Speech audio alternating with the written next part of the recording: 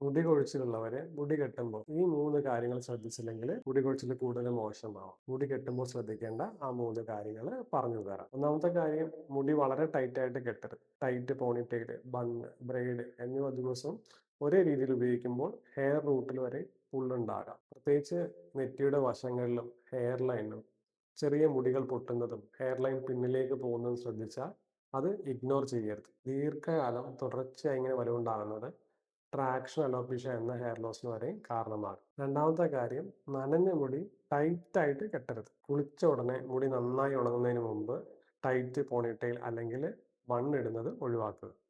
Wet hair കൂടുതൽ fragile ആയതുകൊണ്ട് കെട്ടുമ്പോഴും വലിക്കുമ്പോഴും breakage എളുപ്പത്തിൽ സംഭവിക്കാം.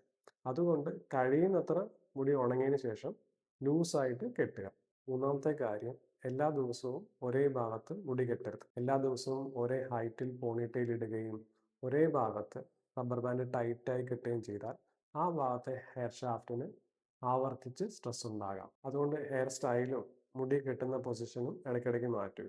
അതുപോലെ മുടിയിൽ കുടുങ്ങി വളരെ ടൈറ്റ് ആയിട്ടുള്ള റബ്ബർ ബാൻഡ്സ് ഒഴിവാക്കി ഹെയർ ഫ്രണ്ട്ലിയും ഫാബ്രിക് കവേർഡുമായിട്ടുള്ള ബാൻഡ്സ് ഉപയോഗിക്കുന്നതാണ് നല്ലത്. മുടി കെട്ടുന്ന രീതിയും മാറ്റിയത് കൊണ്ട് മാത്രം എല്ലാ മുടി കൊഴിച്ചിലും മാറണമെന്നില്ല. Thyroid problems, nutrition deficiency, scalp problems, hormonal changes, stress എന്നിങ്ങനെ ഹെയർ ഫോളിന് പല കാരണങ്ങളുണ്ട്. അതുകൊണ്ട് മുടി കൊഴിച്ചിൽ കൂടുതലായി തുടരുകയോ ഹെയർ ഡെൻസിറ്റി കുറയുകയോ പാച്ച് ആയിട്ട് മുടി പോവുകയോ ചെയ്യുന്നുണ്ടെങ്കിൽ കാരണം കണ്ടെത്തി ട്രീറ്റ്മെന്റ് എടുക്കണം. മുടി കൊഴിച്ചിലുള്ളവർ ഹെയർ വാഷ് ചെയ്യുമ്പോൾ ചെയ്യുന്ന 5 മിസ്റ്റേക്സ് എന്തൊക്കെയാണ് അടുത്ത വീഡിയോയിൽ പറഞ്ഞുതരാം. ആ വീഡിയോ കാണാൻ ഈ അക്കൗണ്ട് ഫോളോ ചെയ്തോളൂ. മുടി കൊഴിച്ചിലായി ബുദ്ധിമുട്ടുന്ന എല്ലാവരുടെയും അറിവിലേക്കായി ഈ വീഡിയോ ഷെയർ ചെയ്യും.